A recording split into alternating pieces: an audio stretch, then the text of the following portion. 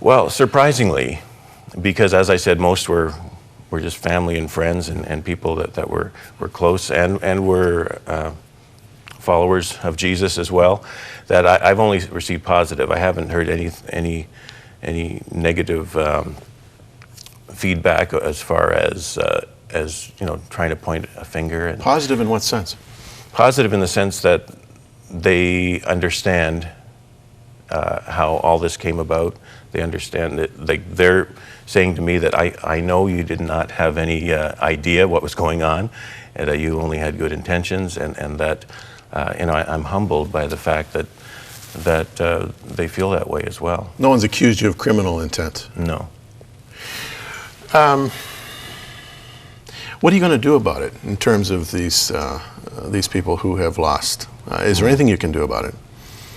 Well, certainly what I have done already, which was just kind of course it's got to be done, is anything that I received, I have paid back into a trust fund with the legal firm I've been working with, and so that there's nothing at all that I have received as personal benefit. And in addition to that, I'm in the same boat as everyone else in the sense that I've lost the funds that I initially invested. 2 of my children that invested as well, and that we've lost everything, just like many others. So I can relate on that sense, and so, but that had to be done. Full restitution has been done, and it was a very important step. Now, when you say you gave back what you personally gained to a trust fund, what becomes under whose auspices is that trust fund administered, and how is it going to be dispersed, if at all? Well, my understanding is that the Ontario Securities Commission will be able is recover whatever funds are out there, and this trust fund will be part of it, and that at some point down the road, as you said, it takes a long time, obviously, with these type of things, and that at some point that would be used to pay back at least portions of what people have lost.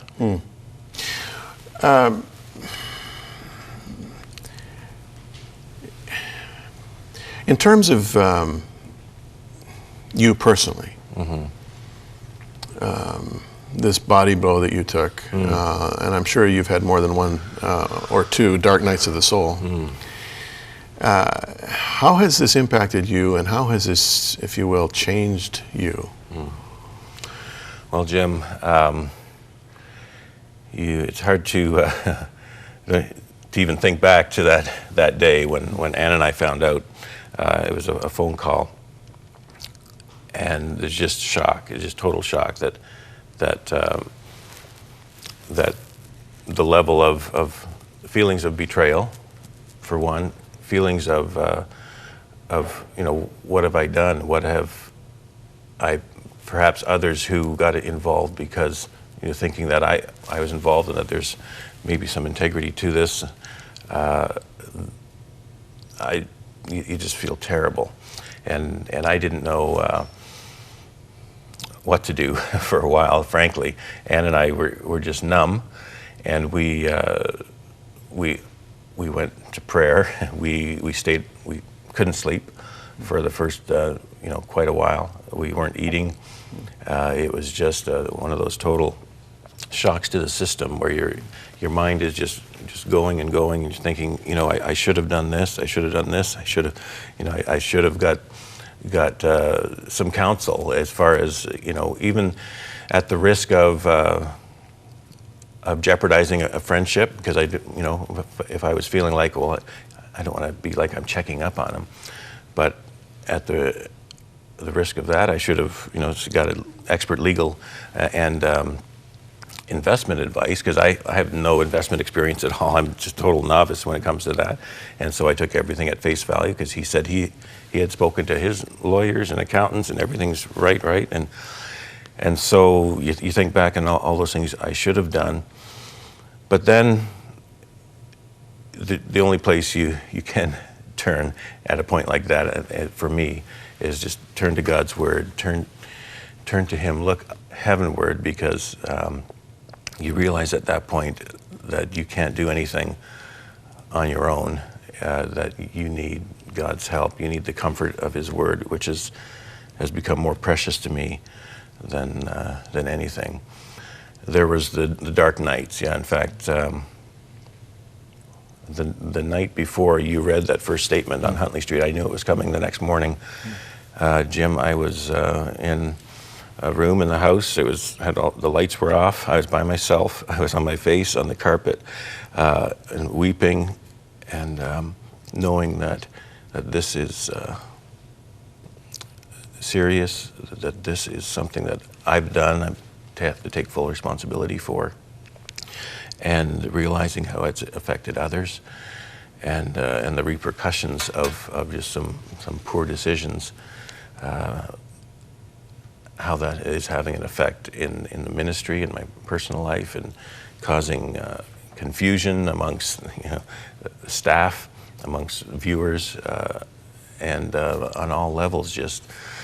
Just saying, I'm laid bare, God, before you, and Jim, I saw it as an opportunity, as painful as it was to be taken off the air, to be asked to step down. I realized that was best, because I wanted to be totally available to God. I didn't want any other distractions. I wanted God to deal with me. What is the purpose, God, for allowing me to go through this?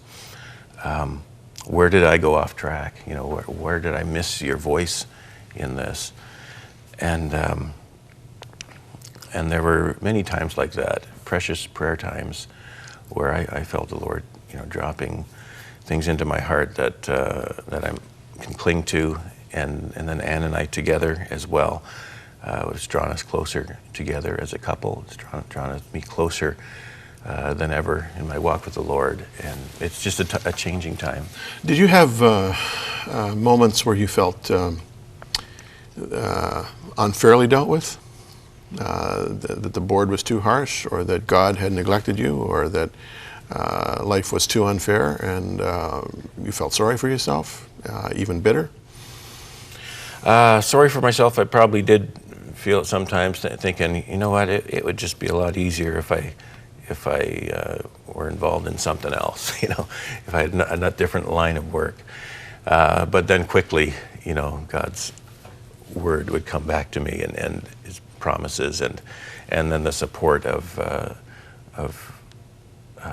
wonderful close friends, and the most is Ann, and my own family, and then from there the greater family of staff and viewers. The outpouring of support and love. I would often just hear it second or third hand. Ann would come home and talk about home from work and talk about what the staff here, so-and-so said this to you and this, or she'd bring some letters or some emails from supporters and viewers who are saying, I'm praying for you, we miss you, and we understand that you're going through a difficult time. And so I just felt like the most prayed for person, and loved in the midst of the low feelings as well. And so it was an amazing combination there, but it brought me strength, and it continues to help me walk this journey. What would you say to the angry viewers? And as you know, there was a lot of comment, and not always pleasant out there in the blogosphere, who say, well, there we go again, we're let down by televangelists again. And this time it's a financial scandal. How much money are they making? How much is that family? Is this a family bit? What is this? What's going on here? Are we being manipulated? Are we being used? What do you say to these angry people out there who feel that so you're gone, you shouldn't come back, you've lost the trust of the nation, and they say all this stuff? What do you say to that? I really don't have much to say. I don't want to try to defend myself. I don't want to try to make excuses. I don't want to try to make myself look better than I am, because I'm certainly, through this, I've seen I've seen the flaws that are here, and I just have fallen the mercy of God and His grace to say, you know what, here I am, warts and all, and I need your grace, and I need you, if you want, Lord, if it's still your will, to use me in the future, whatever capacity that might be.